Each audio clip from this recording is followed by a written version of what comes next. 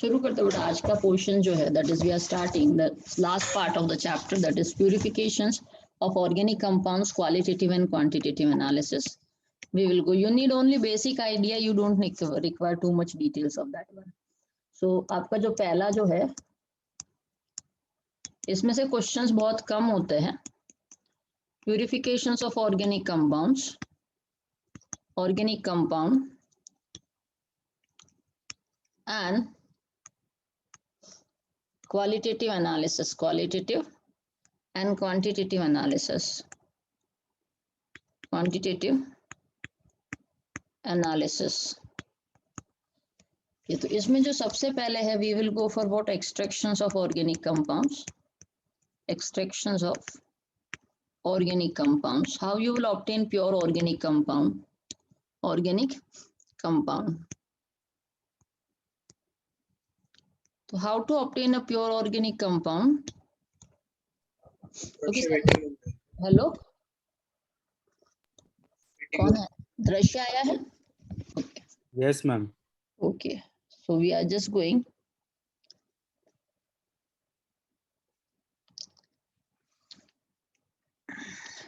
So we are starting is what extractions of organic compounds.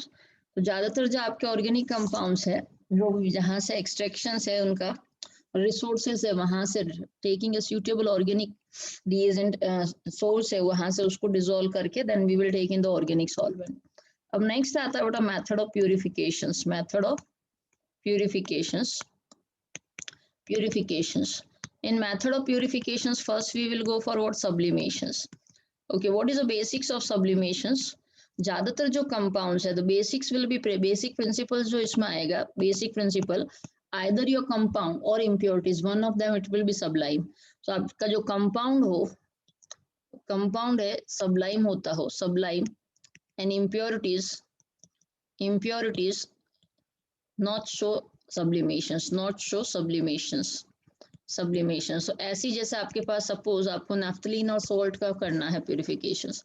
So what is, तो आपका जो है impurities है you are taking जैसे suppose if you are taking naphthalene या camphor है ना जो सबलाइम होता है it's sublimable and if you are taking it is containing the salt NaCl which is non sublimable.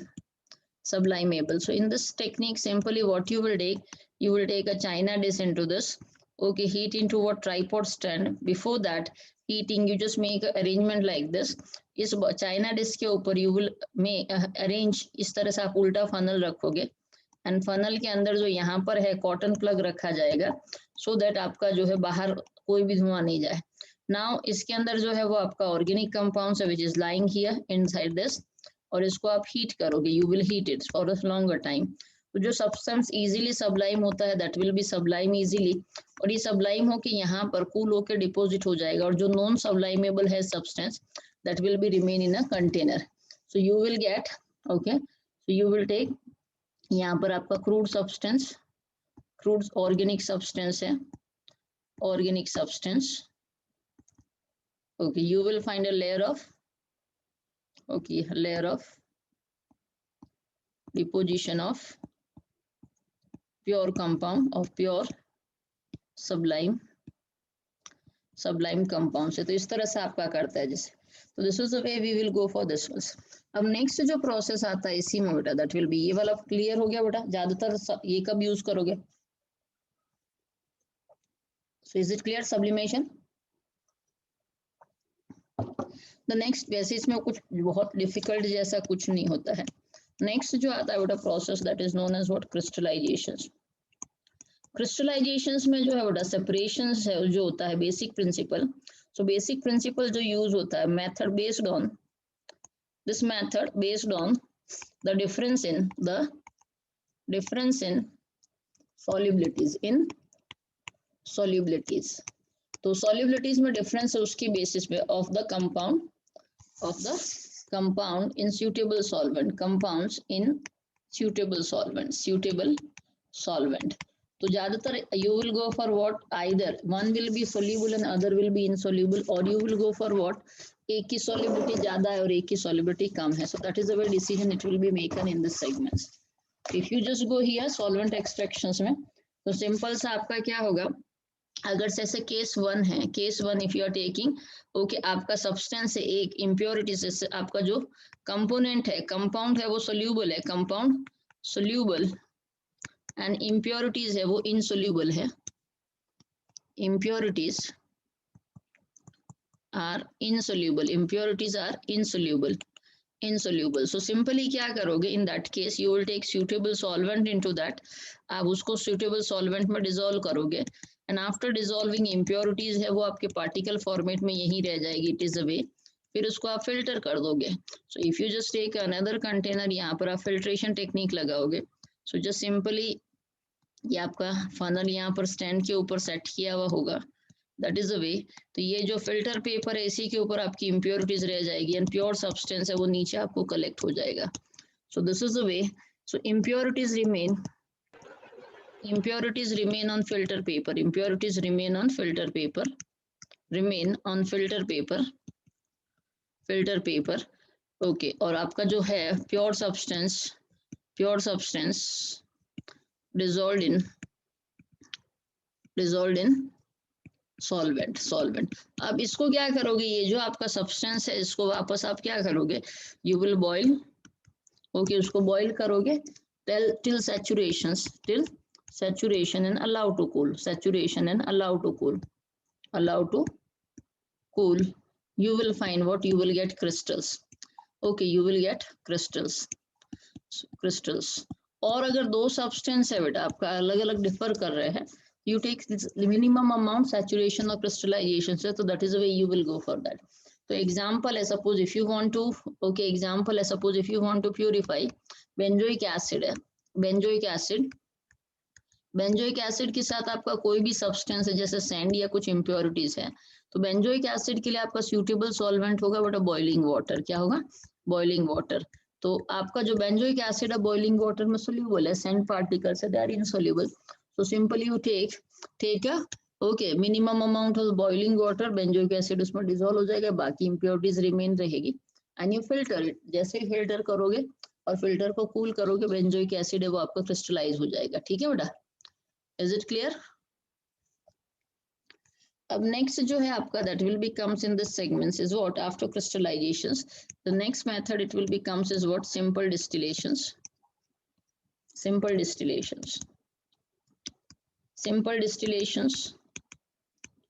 Then it come of fractional distillations,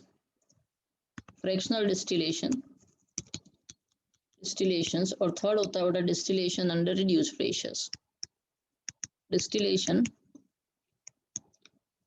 under reduced pressure and steam distillations. तो डिस्टिलेशंस में basic technique सब में एक ही होता है, क्या क्या modifications होते हैं वो समझाती हूँ.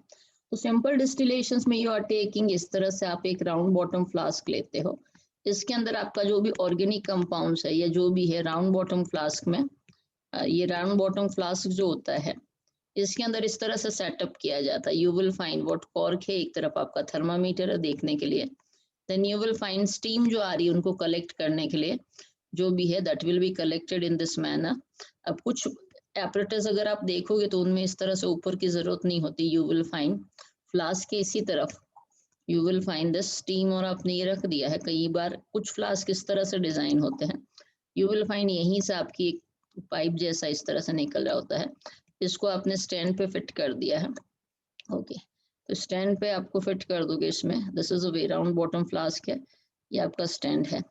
ओके, नीचे इसके नीचे ट्राइपॉड स्टैंड रखा जाएगा इस तरह से, ट्राइपॉड स्टैंड, एंड यहाँ पर आपकी एस्बेस्टोस शीट होगी ताकि ये खराब नहीं हो. यहाँ से फ्लेम है, बर्नर से आप उसको गर्म करने के लिए बर्नर होता है, सेटअप, बर्नर का सेटअप. यहाँ से जो भी सब्सटेंस निकल रहा है बेटा, that it will be okay, यहाँ से जो भी सब्सटेंस निकल रहा है you will go in that manner. ये जो सब्सटेंस है that will be collected to what, पहले आपका इस तरह से एक ये सब्सटेंस होगा, then further you will find इस तरह से पाइप है, इसके साथ में आपका जो है कूलिंग जैकेट होता है कंडेंस करने के लिए. You will find what, this is a way it will be go with this, ये कूल करने के लिए, और आपका जो भी सब्सटेंस मिलता है उसको आप इस तरह से कलेक्ट करोगे, that is the way you will go with this one. तो जब इसका जो बेसिक टेक्निक है, एक आपका सब्सटेंस वोलेटाइल है, तो simple distillation is utilized when you will find one substance sublime हो रहा है, दूसरा नहीं हो रहा है, तो that way you can go with that. So तो ये आपका इस तरह से सेटअप होता है। यहाँ से कोल्ड वाटर है, वाटर इन, H2 इन हो रहा है और यहाँ से H2 बाहर जा रहा है। तो सबसे पहले लेते हैं स्टीम डिस्टिलेशन। तो स्टीम डिस्टिलेशन का जो बेसिक प्रिंसिपल है, distillations, it is used to separate volatile liquid from non-volatile impurities, volatile liquids from non-volatile impurities. So this is the things we will go with this way. तो जैसे example है, okay, और okay, it is use, जरूरी नहीं है, it can B also use, it can be also used for separation of liquid mixtures, separation of liquid mixtures which differ large in their boiling point, तो ऐसे दो liquid जिनका boiling point में ज्यादा difference है, for them also you can use it. जैसे example है, you can use these things for chloroform also, chloroform और aniline होता है, you can use for that also, aniline also they can be separated, क्योंकि chloroform का 60 degree centigrade होता है और इसका 189 डिग्री सेंटीग्रेड होता है, तो इसमें आप यूज कर सकते हो। अब क्या करोगे, सिंपली जैसे इन दोनों लिक्विड के साथ कर रहे हो, तो आप 60 पे गर्म करोगे तो इसकी वेपर ज्यादा होगी, ओके, एनिलीन की कम होगी, तो आप कलेक्ट करोगे। अब ये मेथड आप 3 से 4 बार, कई बार रिपीटेटिवली करते जाओगे, हर बार आपको जो थ्योरेटिकल प्लेट मिलेगा उसको अगेन एंड अगेन यू करोगे, at the end you will gate aniline and chloroform है वो आपका सेपरेट हो जाएगा। अब इसी टेक्निक में, इसी डायग्राम के साथ जो सेकंड टेक्निक कहलाती है after steam distillation, the second is use what fractional distillations. Fractional distillations use होता है बेटा liquid mixtures which differ very small, okay, distillation से। तो fractional distillations use for separation of liquid mixtures which differ, okay, small in their boiling point, तो अब अगर दो liquid के बॉइलिंग पॉइंट में डिफरेंस कम है तो ये यूज करते हैं। अब इसमें एडिशनल चीज क्या होती है, तो इसमें एडिशनल चीज ये होती है, you are going to take a round bottom flask, इस तरह से वही आपका राउंड बॉटम फ्लास्क है, राउंड बॉटम फ्लास्क के साथ एडिशनल है, you are going to add what fractional column add करोगे। ये जो कॉलम्स होते हैं वो कुछ इस तरह से होते हैं, you will find the techniques it will be utilized like this. ये कॉलम्स होते हैं, ज्यादातर they will be filled with a glass bead और कप और कॉन से अरेंजमेंट होते हैं। You will find this is the way cup और कॉन अरेंजमेंट्स और अलग अलग अरेंजमेंट्स होते हैं। इसके बाद जो है you will find this will B, it will be go like this, okay, it will be go like this, और यहाँ से आपका निकल रहा है, यहाँ से कॉर्क होगा आपका, and you will set up a thermometers here, और यहाँ से जो भी निकल रहा है that is you will same way you will take, इस तरह से आपका है, this will be go here, then it will be send to this, okay. Cooling jacket होगी वाटर की, कंडेंसर आप लगाओगे यहाँ पर, condenser it is purpose of condenser to cool the vapours so that it will B liquefy. यहाँ से ये जो हो रहा है, फिर इसको यहाँ say that you will collect, okay, ये जो सब है इसको इस तरह से कलेक्ट कर लोगे, that you will collect in what your, diagram थोड़ा सही नहीं बन रहा है बेटा, डायग्राम वैसे कोई पूछते नहीं, आउटडेटेड हो चुका है कंसेप्ट, पर फिर भी आपको बता देती हूँ, this is the way it will be go with this. तो you are collecting this into what, इस तरह से आप उसको कलेक्ट कर लोगे कॉनिकल फ्लास्क में। सेम वे आपका सेटअप होगा, यहाँ से you will find two clamp will be there, one for condenser, one for tripod stand। ये stand होगा, नीचे tripod stand सेटअप करोगे, ट्राइपॉड स्टैंड है, देन एस्बेस्टोस शीट होगी। ओके, और यहाँ बॉइलिंग के लिए यू विल गेट व्हाट, इस तरह से बॉइलिंग के लिए you will go with this way. So this is the way you will get this one.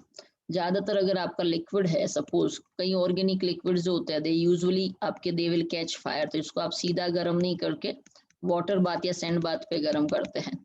So depending upon that, okay, आपका ऑयल बाथ ले रहे हो या वाटर बाथ ले रहे हो, ताकि दे वोंट कैच फायर। और ये जो लिक्विड टू बी डिस्टिल्स है अंदर है, वो liquid to be distils, liquid to be distilled, distilled. Okay, ये आपका फ्रैक्शनल कॉलम है, फ्रैक्शनल कॉलम। ओके, इस तरह से इसकी पैकिंग होगी। थर्मोमीटर्स, कंडेंसर, और ये this will be your condenser, this will be your adapter. Okay, and यहाँ से आपका डिस्टिल्ड लिक्विड फॉर्म हो जाएगा, डिस्टिल्ड लिक्विड।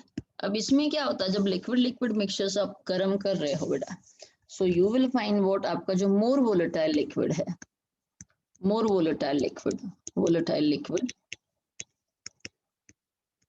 ओके, तो suppose if you are taking liquid A और बी है, यहाँ ए और बी के मिक्सचर साथ में है और आपका बी ज्यादा वोलेटाइल है, तो जैसे ही आप बॉइलिंग पे गर्म करोगे तो यू विल फाइंड ए जो लिक्विड है वो वापस जो ओके कम, बी ज्यादा वोलेटाइल, ए कम है, तो ए वापस इसी में सिंक में गिर जाएगा, बी की जो वेपर्स है वो ऊपर तक जाएगी इस तरह से, and you will get what, यहाँ पर आपको बी मिलेगा। पर ये आपका एक स्टेप में नहीं होगा बेटा, that going to take a several time, repetitively आपको करना होगा। तो यू विल फाइंड सक्सेसिवली जो है, each successive condensation vaporisation unit है उसको थ्योरेटिकल प्लेट बोला जाता है, और technical mainly use in petrochemical industry. So this technique, this procedure repeated several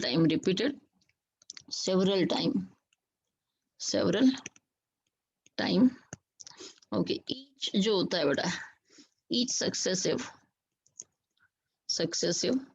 condensations and vaporization unit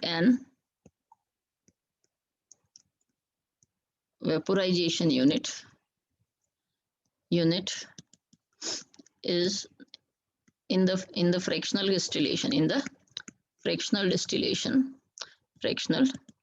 distillation, okay, is called a theoretical plate। तो इस तरह से theoretical plate है, और मेनली यूज होता है ये, mainly use in petrochemical industry, और मेन इसका जो है सबसे ज्यादा जो यूज होता है, दैट इज इंडस्ट्री में जहाँ यूज होता है, दैट इज क्रूड ऑयल का, है ना, एक्सट्रैक्शन ऑफ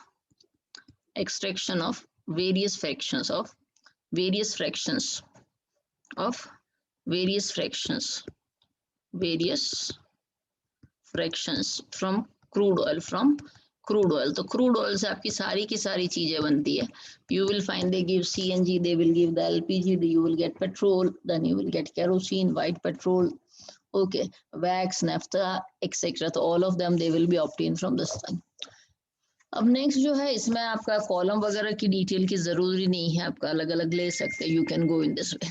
तो डिस्टिलेशन हो गया, फ्रैक्शनल डिस्टिलेशन हो गया। अब कुछ कंपाउंड्स क्या होता है बेटा, if you will heat till then the boiling point they are going to be undergo what decomposition reactions। तो कुछ लिक्विड्स का, ऑर्गेनिक लिक्विड्स का बॉइलिंग पॉइंट क्वाइट हाई होता है, and if you will boil them distillation के लिए, अगर आप उनके बॉइलिंग पॉइंट तक गर्म करोगे तो they will be decomposed and give the something else। तो in that conditions what we are doing, we just modifying the things। तो उसमें क्या करता है, आपका जो सिंपल डिस्टिलेशन टेक्निक चल रहा है या फ्रैक्शनल डिस्टिलेशन टेक्निक वही चल रहा है, but what we do the modifications, आपका जो है उसको आप एक वैक्यूम पंप के साथ एडजस्ट कर दोगे। तो वैक्यूम पंप के साथ एडजस्ट करोगे तो क्या होगा बड़ा, वैक्यूम पंप के कारण आपका जो फ्लास्क में है सराउंडिंग प्रेशर कम हो गया, सराउंडिंग प्रेशर कम हो गया तो बॉइलिंग पॉइंट है वो ओरिजिनल से कम हो गया। So now it will be boil at boiling point below its original boiling point. तो that way we can go for, तो ज्यादातर आपका ये जो आता है इसी तरह से। तो इसमें मैं डायग्राम नहीं ड्रॉ करूंगी, I just give you the distillations under reduced pressures का। तो सेम वही है, खाली उसी सेटअप में आपको एक ओके, जो आपका मेन फ्लास्क है उसके साथ वैक्यूम पंप सेटअप करना है। तो distillations under reduce pressures, under distillations, 2 minute रुकना बेटा, distillations under reduce pressure. Okay, distillation and reduced pressures as some liquid, some organic liquid decompose at their boiling point, boiling point. So their distillation take place under reduced pressure. तो अब क्या करोगे? by using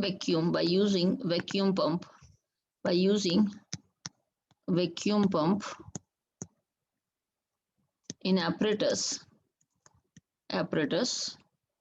the surrounding pressure will decrease,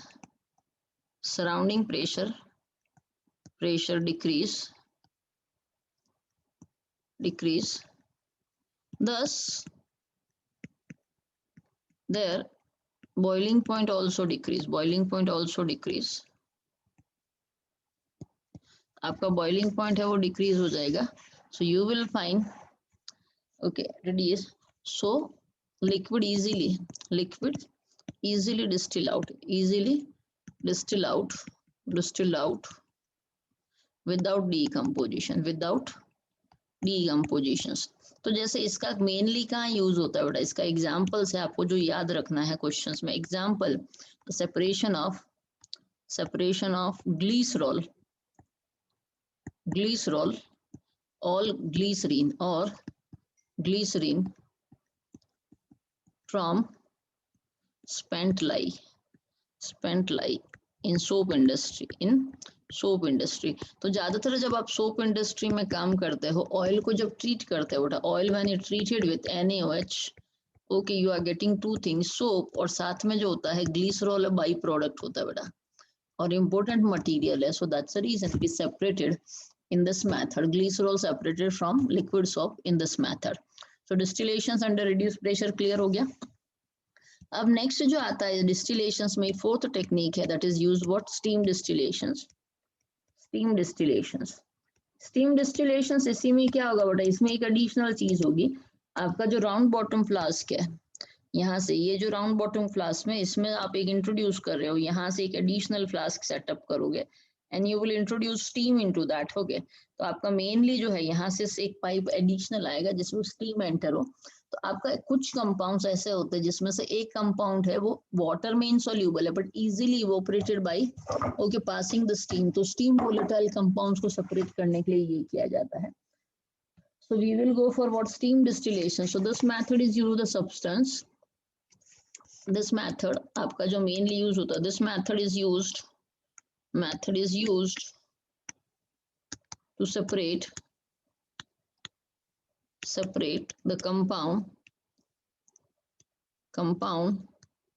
which are steam volatile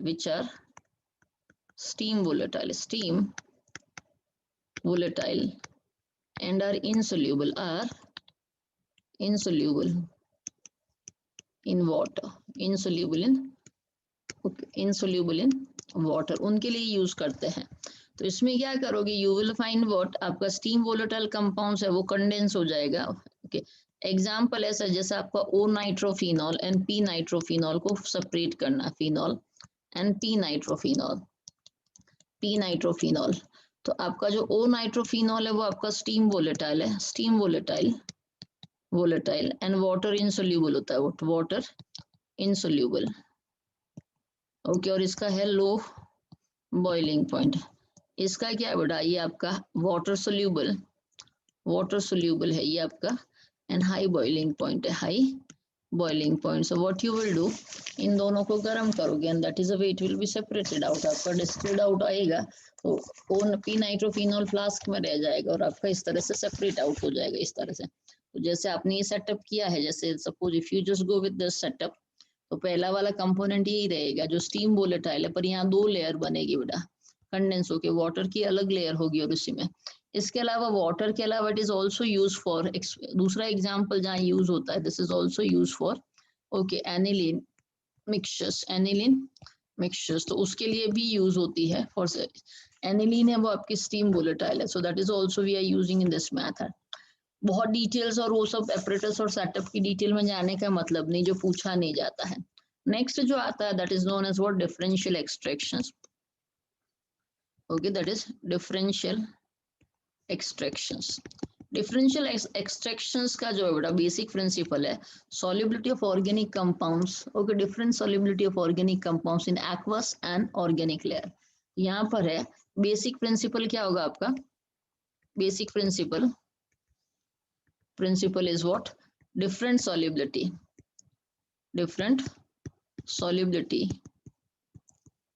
of an organic compound into immiscible liquid, compound in different solvent, different immiscible solvent। जैसे example ले रहे हो, suppose if you are taking a organic compound, suppose you are taking example a organic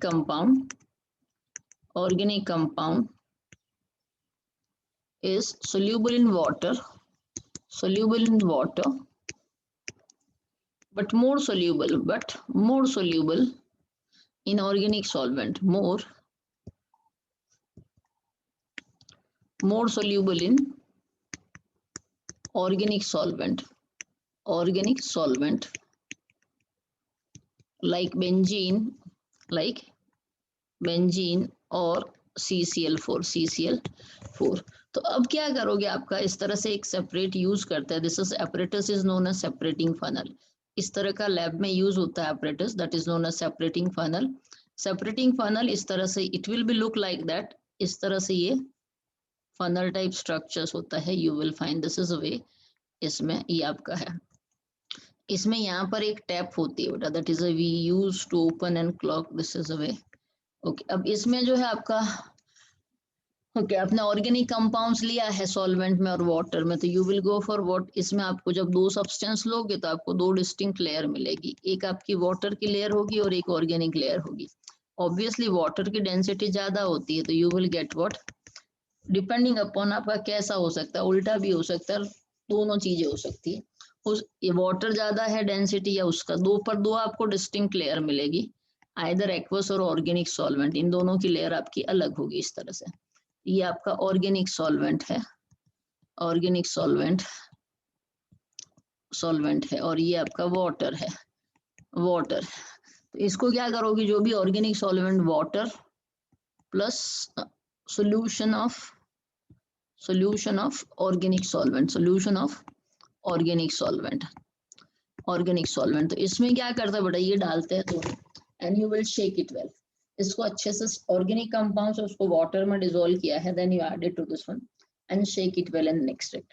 अब ये जो आप repeatedly करोगे है ना, जितना हो सके, ऐसा नहीं कि एक बार में पूरा, जैसा आपको करना, अगर आपके पास 500 ml है तो take every time, okay every time वही सब्सटेंस लीजिए और हर टाइम 50-50 ml को मिक्स करके ये काम करिए, तो ये काम अच्छे से होगा। तो आपका ऑर्गेनिक सॉल्वेंट है उसको बाद में रिमूव कर देंगे बाय द फिल्टर, है ना, distillations. So you will get, this is a way organic solvent है आपका रिक्वायर होगा, एक्सट्रैक्शंस में रिपीटेड करोगे तो ये हो जाएगा। नेक्स्ट जो आता है बेटा इसमें, that will be comes out is what, chromatographic method.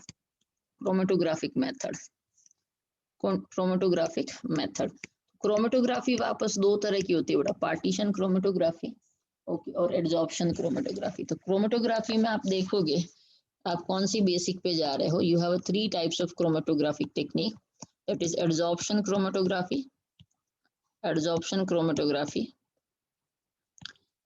आएगा। उसके बाद जो आता है बेटा पार्टीशन क्रोमेटोग्राफी, और तीसरी जो टेक्निक आती है बेटा that is known as what, gas chromatography. अब पार्टीशन एडजॉर्प्शन क्रोमेटोग्राफी में जो आता है बेटा 2 आता है, column chromatography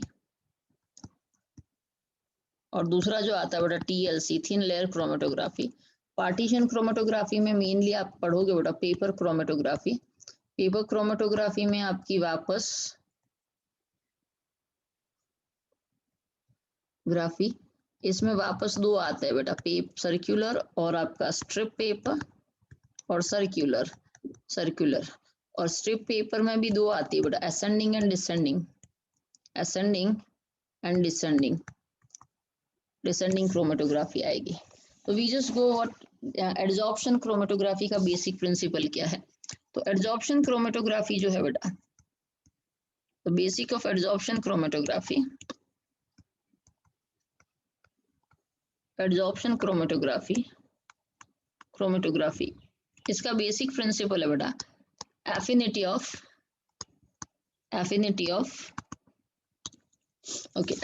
of given substance on solid with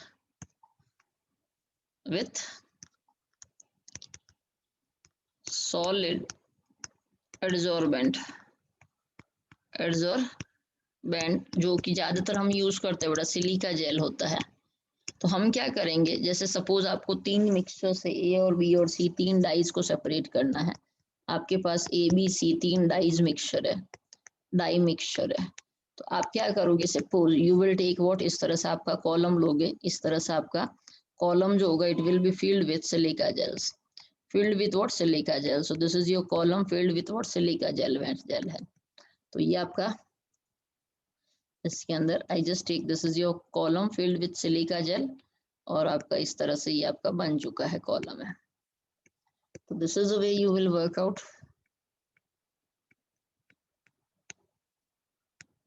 column with silica gel. अब ये सिलिका जेल में ऊपर से जो है you will add what, you are going to work what mixture of dyes in solvent ये ऊपर से आप पोर करोगे, जैसे यहाँ से आपने पोर किया है उस सब्सटेंस को यहाँ पर। अब डिपेंडिंग अपॉन अलग अलग कंपाउंड्स की जो है एफिनिटी किसके साथ है, तो सपोज आपका जो है ए रेड की एफिनिटी मैक्सिमम है रेड डाई की, so you will find red dye जो है वो ऊपर आपकी रहेगी। सपोज ब्लू की जो है वो मिनिमम है, तो ब्लू डाई नीचे तक आएगी आपकी, और सपोज येलो की है इंटरमीडिएट है, तो येलो डाई आपकी बीच में रहेगी। So depending upon the affinity with that, तो A लेयर आपका A ऊपर रह गया, ये आपका ओके ब्लू है वो यहाँ चला गया, और C इस तरह से आ गया। So that is the way you can separate out। तो इस तरह से आपका जो है कर दिया आपने। अब इनको को है यूजिंग suitable इल्यूटेंट, आप one by one using suitable इल्यूटेंट क्या होता है बेटा, एक सॉल्वेंट होगा जिसमें खाली ऐसा लेते हैं कि जिसमें खाली B सोल्यूबल हो, A और C नहीं हो, that will be separated. Then again you will take a solution जिसमें आपका C सोल्यूबल हो, A नहीं हो। तो using suitable okay eluent okay these dyes will separated, तो इस तरह से आप उसको सेपरेट कर दोगे। So this is the way we can go with this. अब देखिए थिन लेयर क्रोमेटोग्राफी है, थिन लेयर क्रोमेटोग्राफी में बेसिक टेक्निक्स डिफरेंस इस तरह से है, आपका कॉलम की जगह इस तरह से आपकी पतली सी स्ट्रिप ली जाती है, इस तरह से स्ट्रिप ली जाती है, और उसके ऊपर जो है thin coating of silica gel है। तो इंस्टेड ऑफ टेकिंग कॉलम आप ऐसी सी पतली सी स्ट्रिप ले रहे हो जिसके ऊपर आपने सिलिका जेल का कोटिंग किया हुआ है। ओके अब इसमें जो है एक बेस लाइन सेट करते हैं, सपोज आपने ये बेस लाइन यहाँ पर ड्रॉ कर दी है, ओके ये बेस लाइन ड्रॉ कर दी है, जो भी आपका मिक्सचर्स है उसको आप यहाँ पर डालोगे। ओके टेकिंग इसको जो है फिर उसको एक सूटेबल जो आपका है ओके जार, उसके अंदर सूटेबल ले लो। तो इस बेस लाइन डूबे, आपको इतना ध्यान रखना है कि खाली आपकी बेस लाइन है वो डूबे और दूसरी चीज है नहीं। तो इतना आप इसमें आपका जो भी सूटेबल है इल्यूटेंट या आप सॉल्वेंट भरोगे, and then it is allow, और फिर इसको आप कवर कर दोगे, तो then it is allow to run. तो ये जो आपने सॉल्वेंट भरा है यहाँ पर, ये आपने सॉल्वेंट लिया है, ये आपकी थिन लेयर क्रोमेटोग्राफिक प्लेट है ना, इसके ऊपर तो glass plate, okay, glass plate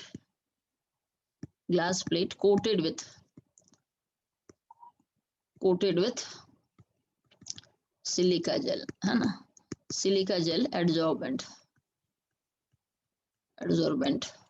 इस तरह से करोगे। अब ये अपना जार है और ये आपकी बेस लाइन है, नीचे जो ये लाइन है वो आपकी बेस लाइन है। बेस लाइन जैसे आपको तीन चीजें सेपरेट करनी थी, तो एक्स वाई और जेड, तो आपको थोड़ी देर बाद एक्स के, वाई के और जेड के, इस तरह से आपको तीन डॉट अलग अलग दिखेंगे। ये आपका x, this is your y and this is away z, depending upon their affinity with, okay, adsorption. आपकी सिलिका जेल की जेड की सबसे ज्यादा, तो वो सबसे कम ट्रेवल करेगा, और आपका जो x है उसकी मिनिमम है, तो that will B travel maximum. And you will mark आपका जो सॉल्वेंट है वो कहाँ तक ट्रेवल कर रहा है, वो आप मार्क करोगे। दिस इज अ लाइन, तो दिस इज सॉल्वेंट फ्रंट कहाँ तक आया है, ये यहाँ तक आया है। अब now what you will take, आप इस प्लेट को दूसरी तरफ पेज पे निकालोगे, जब आपका पूरा हो जाए then you will dry the chromatogram. तो अभी आपका प्लेट है, this is develop as a chromatogram, तो अब इस क्रोमेटोग्राम पे क्या करोगे, आपकी ये बेस लाइन है यहाँ से, और ये यहाँ तक सॉल्वेंट ट्रेवल किया है, जितना सॉल्वेंट ट्रेवल किया उसको मार्क कर दीजिए ये, और जहां तक आपका जो है, you just travel, this is a length, suppose you travel this length is L1, और कोई भी आपका x नमू, जैसे ये x वाली डाई है वो ट्रेवल की है, इसने ये डिस्टेंस ट्रेवल की है L2, तो इसका जो रिटार्डेशन फैक्टर है RF है, that can be calculated by L2 by L1, और हर एक सब्सटेंस का RF वैल्यू है। सो बाय यूजिंग 2 मिनट बेटा, 2 मिनट रुकना बच्चा, just a moment.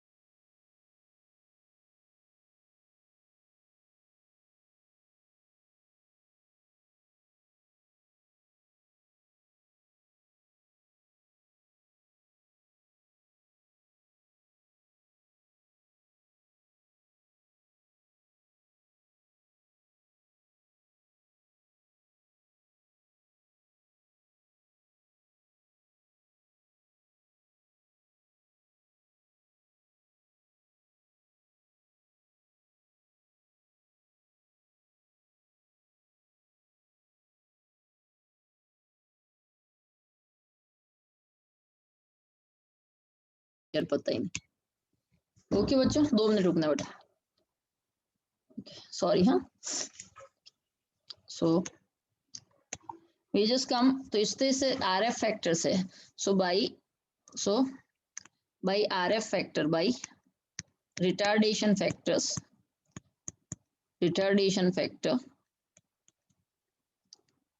we can identify the substance, तो ये जो प्रिंसिपल यूज होता है, when we will use this principle, ज्यादातर जो है आप उसको, ओके, आपका कंपाउंड है वो काफी स्मॉल अमाउंट में है, आपको उसको सेपरेट भी करना है और आइडेंटिफिकेशन भी करना है, तो that time we are using इसमें। अब ज्यादातर आपके जो स्पॉट है वो डिटेक्टेबल हो गया, if you are dealing with dyes these spots are detectable.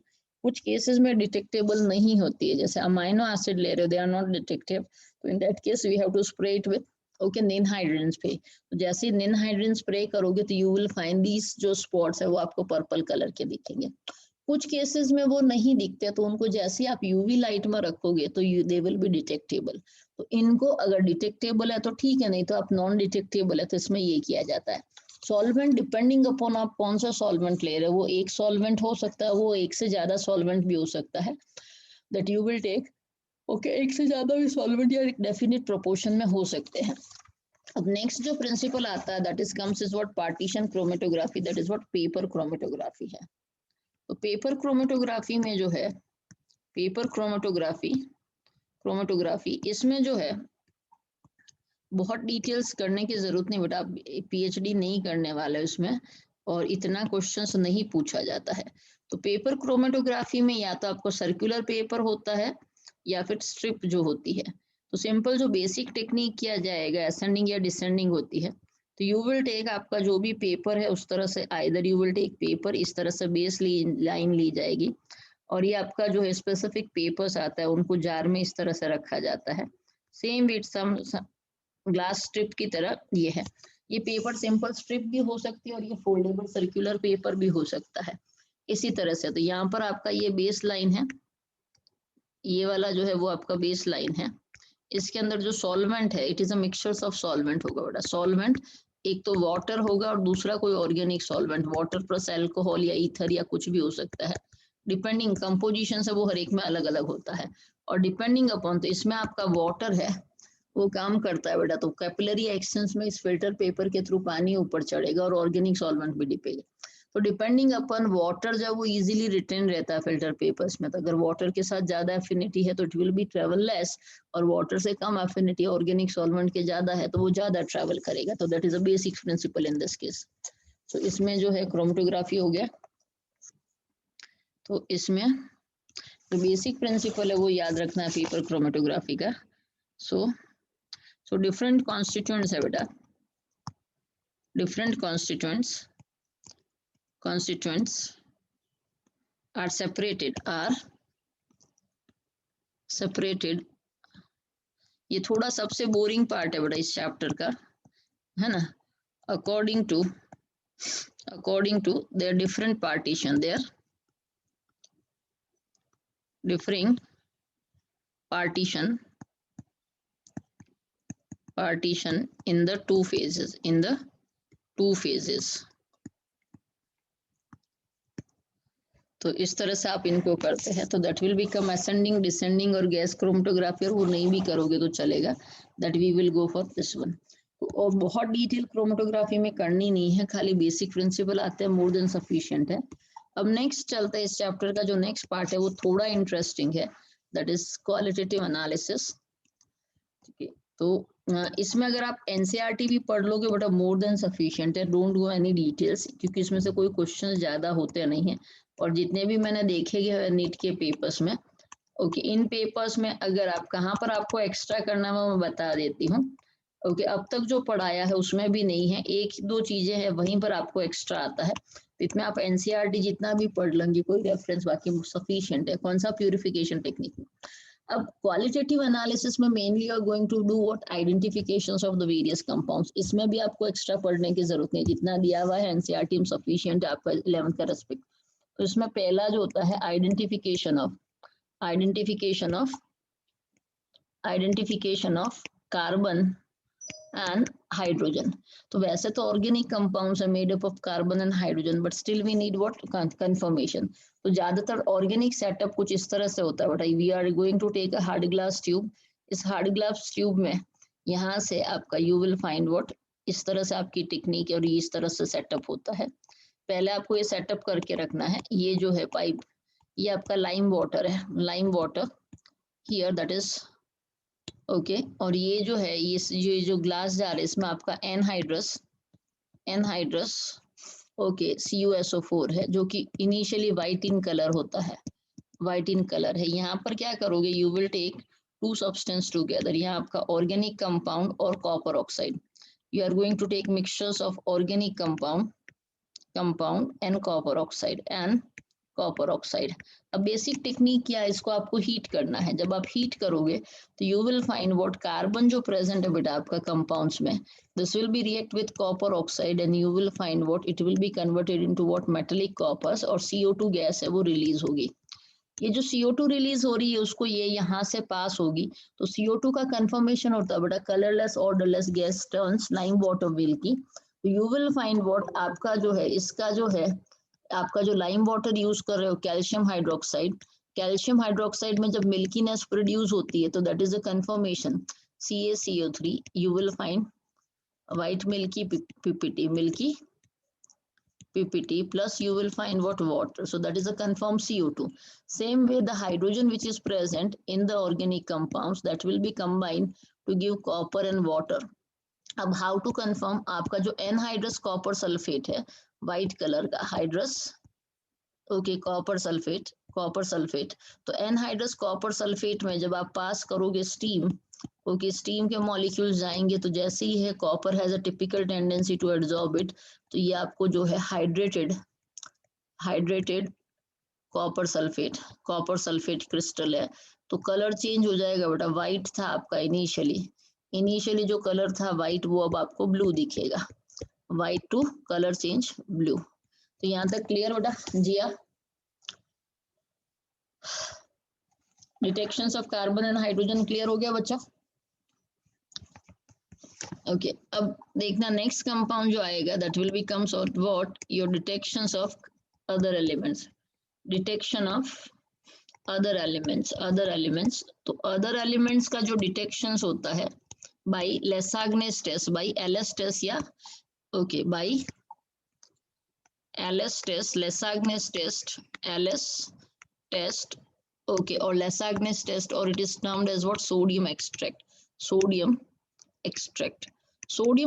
में क्या किया जाता है आपका ऑर्गेनिक कंपाउंड लेते हैं organic compounds it is you will add sodium metal to this one और इस सोडियम मेटल को आपको हीट करना है बहुत लंबे टाइम तक इफ यू विल हीट करोगे तो आपका कंपाउंड है वो रिएक्ट कर देगा and it give you what ionic salt ये आयोनिक सॉल्ट का जो है we just go for what confirmation test करता है वेरियस एनालिसिस से अब इसमें जो रिएक्शंस आती है वो कुछ इस तरह से होती है सोडियम को आप गर्म करोगे कार्बन और नाइट्रोजन के साथ तो यू विल फाइंड अगर एलिमेंट में नाइट्रोजन है तो it will be give you what sodium cyanide तो यू विल फाइंड नाइट्रोजन का कंफर्मेशन करते हैं एज अ साइनाइड आयन के टेस्ट की तरह इसी तरह if the compound is containing sulphur तो then it is give what sodium cyanide तो सल्फर का कंफर्मेशन करते हैं एज अ सल्फाइड आयन का टेस्ट जो होता है इसी तरह अगर आपका सोडियम है और साथ में हैलोजन्स है बेटा halogen it can be X can be और क्लोरीन ब्रोमीन और आयोडीन तो इनका कंफर्मेशन किया जाता है बेटा as a ionic salt chloride bromide और आयोडाइड करते हैं अब इसी में एक इंटरेस्टिंग थिंग्स है कि if okay carbon nitrogen and sulfur present together तो अब इसका कैसे करोगे तो सोडियम भी है साथ में कार्बन भी है सल्फर भी है और नाइट्रोजन भी है तो then it is used as a sodium thiocyanide की तरह इसका कंफर्मेशन होता है NaCN की तरह कंफर्मेशन होता है सो वी जस्ट गो आपका इस तरह से जो बनेगा आयोनिक सॉल्ट बन जाएगा तो आपको ये सोडा एक्सट्रैक्ट या एलएस आएगा टेस्ट में तो we are going one by one how to confirm that तो सबसे पहला होता है बेटा that is test for nitrogen तो आपको क्या करना है टेस्ट फॉर नाइट्रोजन में पहले जो लेना है you are going to take okay either you take sodium fusion extract और some peoples they will write और LS aqueous solutions of LS है उसको क्या करोगे boil with FeSO4 then add concentrate H2SO4 okay and if you are finding Prussian blue है that is confirmed the formation of Prussian blue color confirmation of nitrogen actually cyanide ion का confirmation है तो reactions क्या होता है वो समझना आपने जो है आपने फेरस सल्फेट डाला है Fe+2 जो है that is going to combine with 6 cyanide minus ion and give you what Fe+2 and CN6 और 4 माइनस हो जाएगा तो hexacyanoferrate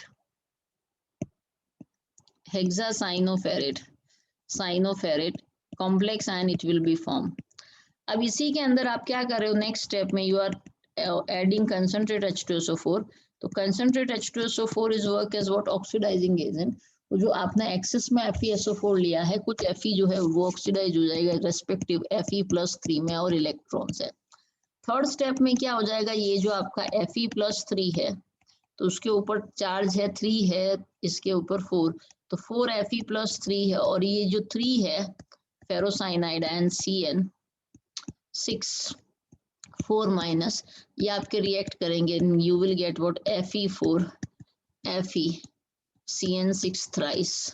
Okay, it is ferric hexacyano ferrate 2 आपका ये कॉम्प्लेक्स फॉर्म करेगा।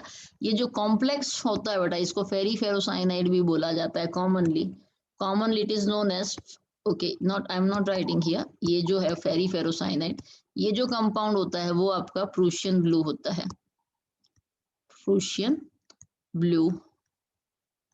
तो that is asked as a common questions क्या हो रहा है। अब आपका जो है ओके अब जैसे कंपाउंड्स है कार्बन के साथ नहीं है, जैसे एग्जांपल है आपका NH2 है, या फिर आपका दैट इज NH2OH है, ये जो है नॉट गिव दिस टेस्ट यो क्यों नहीं देंगे बेटा, क्योंकि कार्बन नहीं है, कार्बन और नाइट्रोजन दोनों एक साथ होने चाहिए, है ना। इसी तरह से याद रखना दूसरा जो टेस्ट है, इसी में दूसरा जो है NH2ONH2, इस अब इनमें कार्बन नहीं इसलिए नहीं देते हैं। इसी तरह से आपका जो डाइएजोनियम सॉल्ट होता है बेटा PH C6H5 N2 plus X minus also not give, does not give, okay, do not give। तो ये सारे के सारे कंपाउंड्स है वो आपको ये टेस्ट नहीं देंगे। अब इसी में पढ़ते हैं, अगर if you will find here if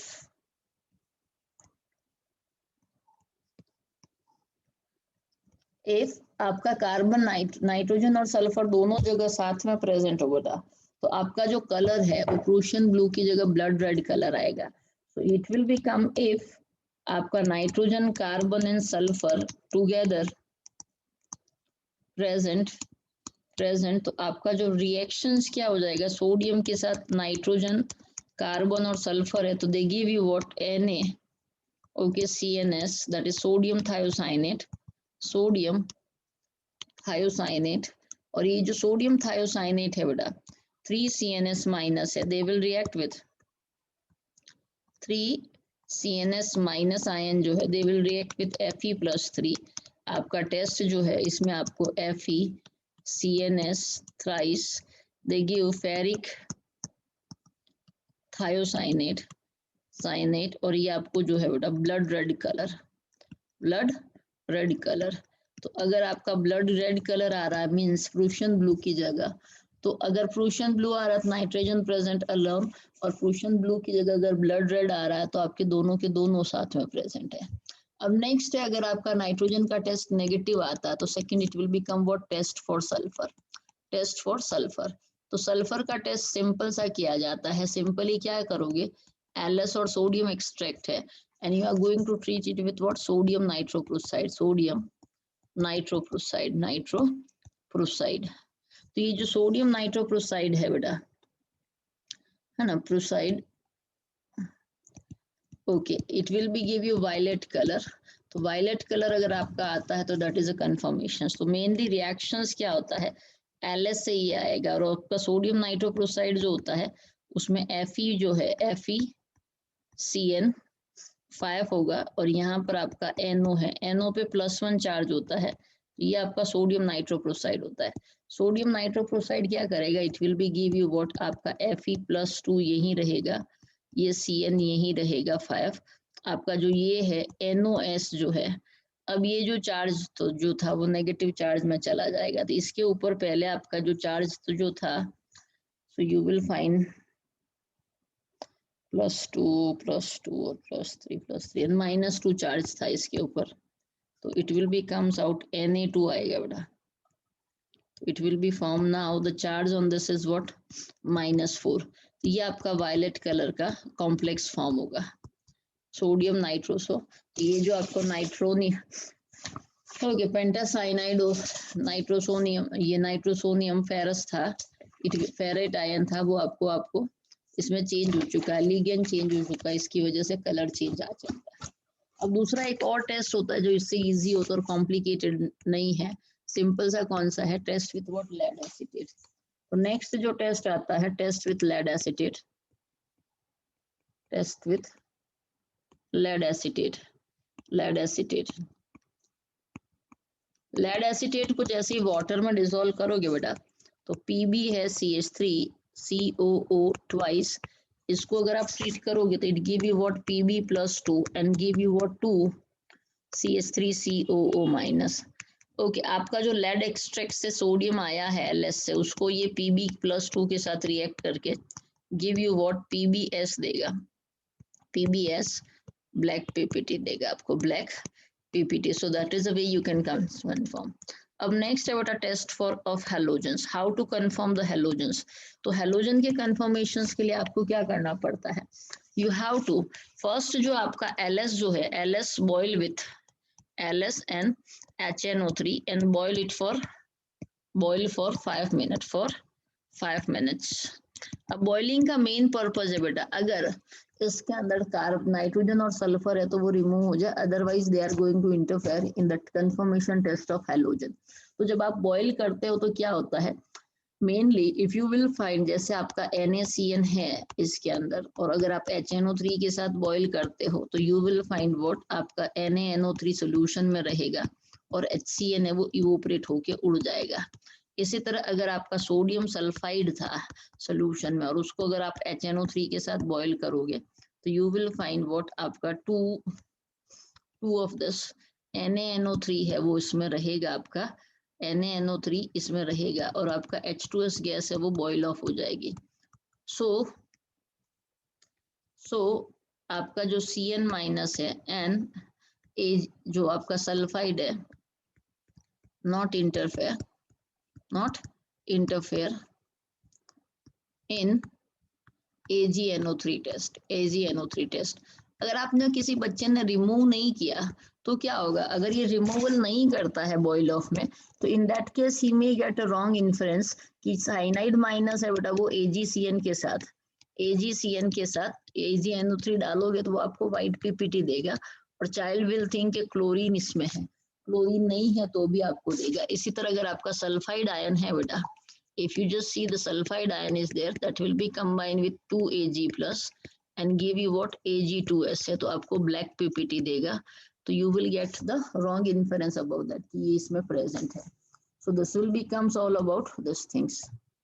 अब next जो आता है इसमें that will becomes in this segments is आपका जो आता है that will becomes out, अब AgNO3 है, तो अब अगर आपने AgNO3 डाला है सोल्यूशन में तो AgNO3 डिपेंडिंग अपॉन आपने कौन सा लिया है, तो अगर आपका सॉल्यूशन में क्लोराइड आयन था या ब्रोमाइड था या आयोडाइड था, तो तीनों की बेसिस में कॉमन रिएजेंट AgNO3 है, ऑब्जर्वेशन तीनों केसेस में अलग अलग होते हैं। तो suppose if you are taking in first case precipitation reactions of silver chloride और NaNO3 मिलेगा, यहाँ पर आपको सिल्वर ब्रोमाइड और NaBNO3 मिलेगा और यहाँ आपको सिल्वर आयोडाइड और साथ में आपको NaNO3 मिलेगा।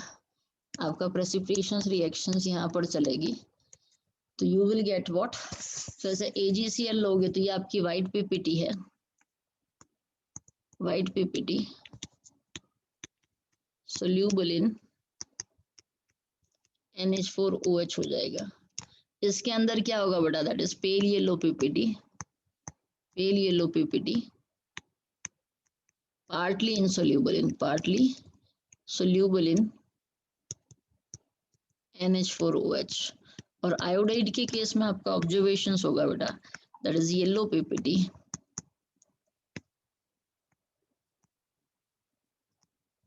PPT, insoluble in NH4OH. So this will be your observations with this case. अब इसके अलावा कई बार क्लोराइड और ब्रोमाइड के लिए लेयर टेस्ट परफॉर्म कर सकते हैं, but no need to go for that things. अब लास्ट जो आता है that will becomes in the segments is your how to confirm the phosphate. So that is what test of phosphate and test of phosphorus. Phosphorus तो इसका LS नहीं किया जाता, इसमें क्या करते हैं, आपका ऑर्गेनिक कंपाउंड है, ऑर्गेनिक कंपाउंड है, उसको आप क्या हीट करोगे, you are going to heat with what, sodium peroxide Na2O2 के साथ है। अब आपका जो कंपाउंड होगा, ओके, फॉस्फोरस, इसके अंदर फॉस्फोरस है, तो वो फॉस्फोरस किस में कन्वर्ट हो जाएगी, Na3PO4 में, सोडियम फॉस्फेट में। ये जो स्टेप्स है, अब आपका ये जो सोडियम फॉस्फेट बना है, इसका एक्सट्रैक्ट लोगे। इस सोडियम फॉस्फेट को पहले आपको गर्म करना है नाइट्रिक एसिड के साथ। तो नाइट्रिक एसिड के साथ जब आप गर्म करोगे तो डबल डीकम्पोजिशन रिएक्शंस होगा and you will get what, आपको NaNO3 मिलेगा और साथ में मिलेगा फॉस्फोरिक एसिड। अब आपको कंफर्मेशन करना है एज अ फॉस्फेट आयन। तो ये जो आपका जो फॉस्फोरिक एसिड है वो सॉल्यूशन में आपको फ्री फॉस्फेट आयन देगा और इस फॉस्फेट का कंफर्मेशन करते हैं बेटा अमोनियम मॉलिब्लेटेट के साथ। तो अमोनियम मॉलिब्लेटेट जो होता है लैब में, ये होता है MOO4 प्लस 21 HNO3 और इसको अगर आप डालने पर आपको कैनरी येलो कलर की पीपीटी मिलती है, NH4 thrice PO4 dot 12 MOO3 plus 21 NH4NO3. So you will get what, ammonium, okay, phosphomolybdenate,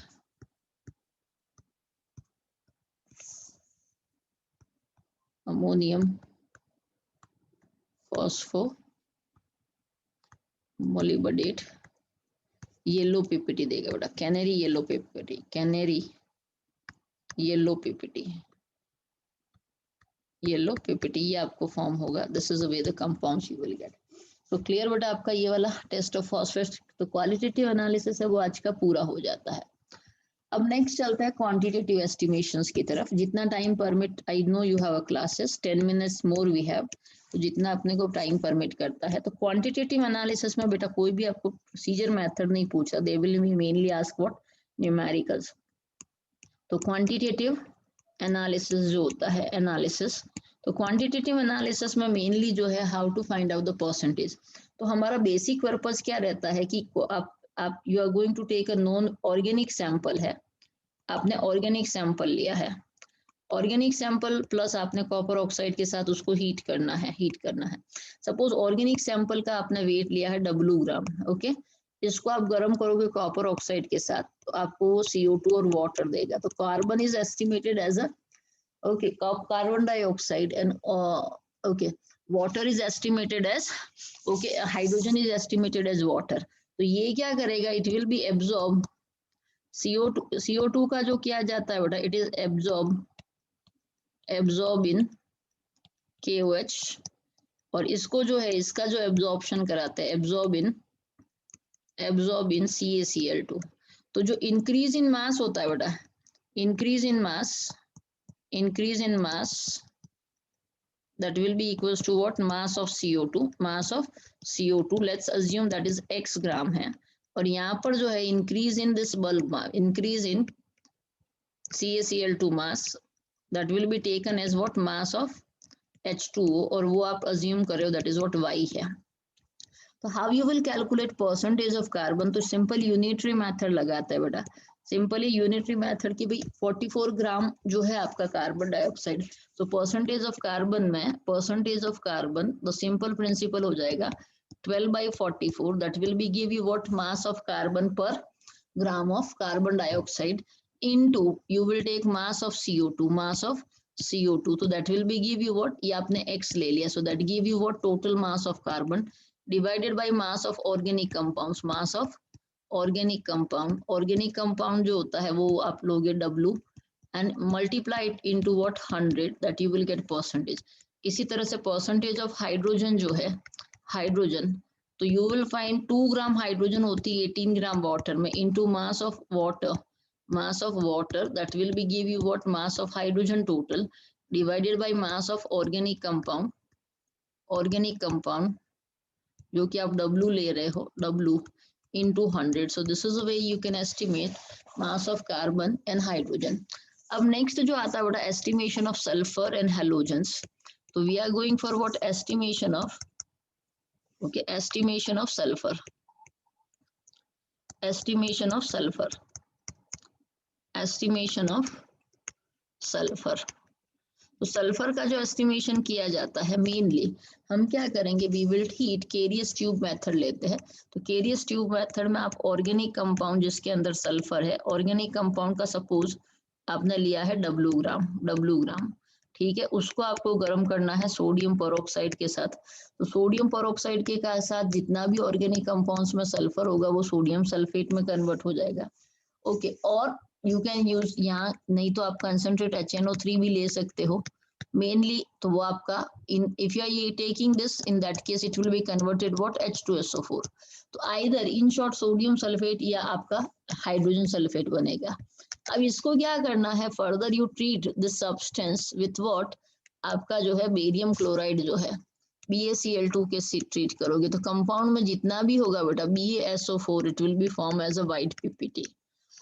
white PPT, इस व्हाइट PPT का आपको मास निकालना है, साथ में क्या हो जाएगा, you will get what 2NaCl जो सोल्यूशन में रह जाएगा। तो सपोज व्हाइट PPT जो है ड्राई करोगे और उसका मास जो आ रहा है सपोज Z ग्राम आ रहा है, Z ग्राम या गेटिंग मास। अब बेरियम का एटॉमिक मास होता है बेटा 137 और सल्फर का होता है 32 और ऑक्सीजन जो होता है वो 16।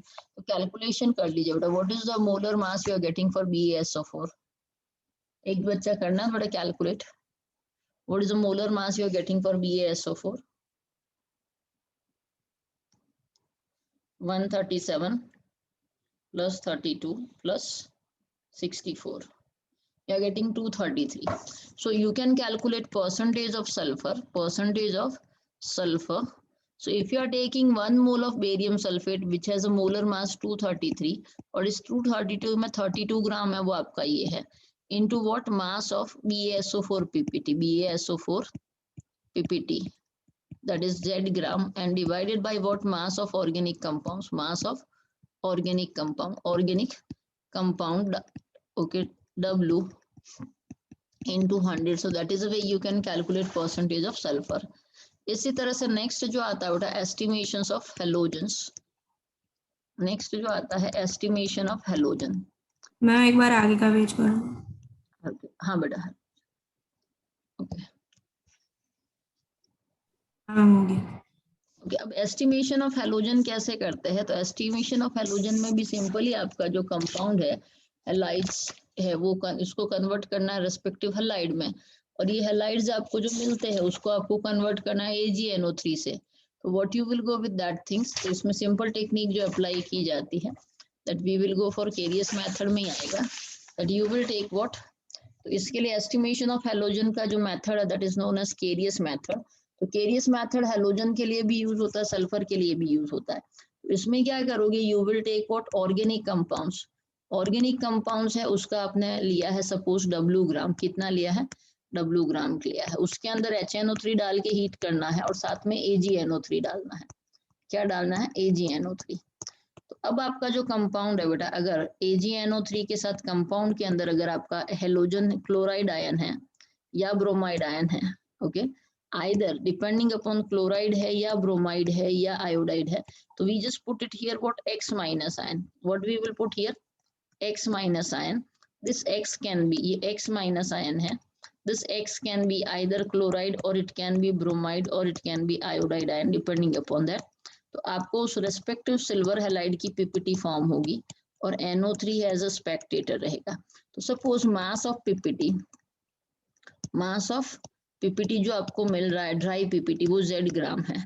तो how you will go for this one, तो अब इसमें क्या करोगे, suppose if you have to calculate percentage of chloride, तो सिंपली क्लोरीन का एटॉमिक मास 35.5 होता है और AgCl का मॉलिक्यूलर मास जो होता है बेटा वो 143.5 होता है, into mass of AgCl PPT divided by mass of organic compound जो कि आपने शुरुआत में लिया था W gram into what 100।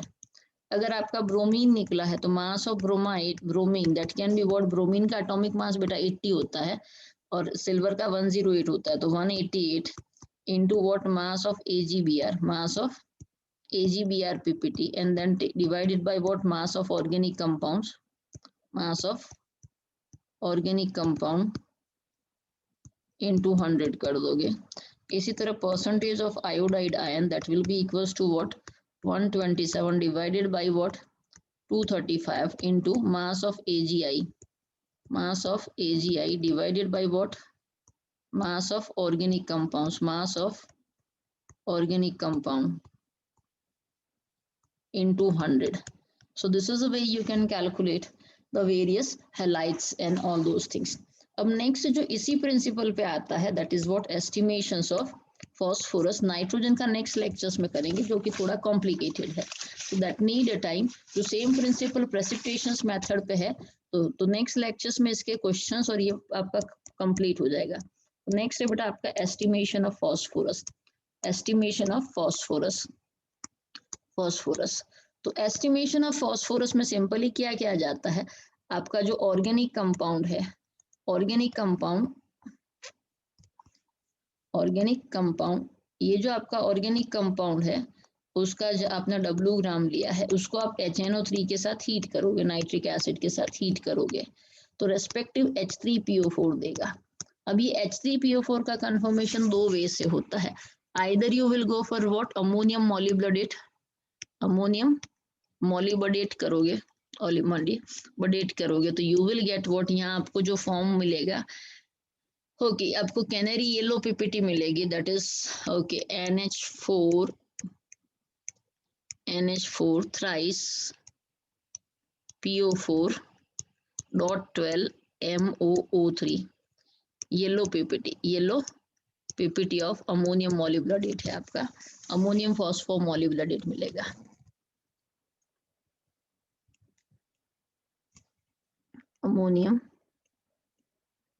Ammonium okay phospho मॉलिब्डेट. या दूसरा तरीका है बेटा, इसको ट्रीट करो मैग्नीशियम मिक्सचर्स के साथ. किसके साथ? Magnesium mixtures. मैग्नीशियम मिक्सचर जो होता है बेटा, it is a mixtures of MgCl2 and NH4Cl. दो तरह से कंफर्मेशन होता है बेटा. तो in that case you will get what? PPT of MgNH4.PO4. तो यहाँ पर जो आपको मिलती है बेटा वाइट पीपीटी, पर इस पीपीटी को जब हीट करोगे ड्राइनेस के लिए, हीट टिल ड्राइनेस, तो जैसे इसको करते हो ऊपर वाला फॉस्फोमोलिब्डेट डीकंपोज नहीं होता, पर ये डीकंपोज हो जाता है और आपको जो कंपाउंड देता है वो देता है बेटा MgP2O7 as a residue, that is known as magnesium pyrophosphate. Magnesium pyrophosphate. तो अब इसका एस्टिमेशंस कैसे कर रहे हो? अगर कैनरी येलो पीपीटी या वाइट येलो पीपीटी, तो उनकी कैलकुलेशंस डिफरेंट हो जाएंगे. तो अगर आप मैग्नीशियम पायरोफॉस्फेट के थ्रू कर रहे हैं, तो आपका जो है percentage of phosphorus, if you are going the method 1, तो then it will be what? 31 है, और उसका एटॉमिक मास जो ये मॉलिब्डेट का पूरा आता है बेटा 1877 into mass of yellow PPT, that is divided by W into 100. that is the way you will go with this. और अगर आप सेकेंड मेथड अडेप्ट कर रहे हो, तो परसेंटेज ऑफ फॉस्फोरस, इसमें 2 फॉस्फोरस एटम है, तो इट विल बिकम 62, और इसका मोलर मास होता है बेटा 222 into what? Mass of Mg2P2O7 divided by W into 100. So this is the way we are finding the percentage of various estimations method. तो quantitative estimations method है, आज इतना ही करते हैं. ओके, आपका estimation of nitrogen रहा, how to determine the molecular mass. So next lectures में we will solve the numericals of these estimations. Okay, और ये लेक्चर, ये चैप्टर जो है GOC पूरा हो जाएगा. इज इट क्लियर बच्चों? मैम हाँ बेटा बोलो. ग्रुप में डाउट भेजा, आप 4-5 अब करा दो कभी. हाँ करा दूंगी. किसने भेजा है डाउट? मैंने भेजा मैम. रश्मि. किसने? देखती हूँ, दृश्य ने भेजा है, देख लेती हूँ.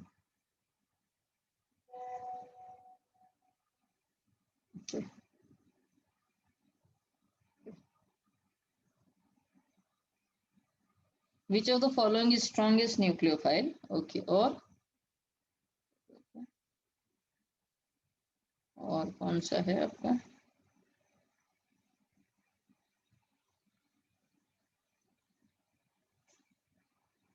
वही सेम क्वेश्चन है बेटा? नहीं मैम, उसमें लास्ट ऑप्शन नहीं दिख रहा था, इसलिए मैंने 2 बार फोटो खींचा उस सेम क्वेश्चन का। अच्छा अच्छा अच्छा, साइनाइड आता है बेटा इसमें।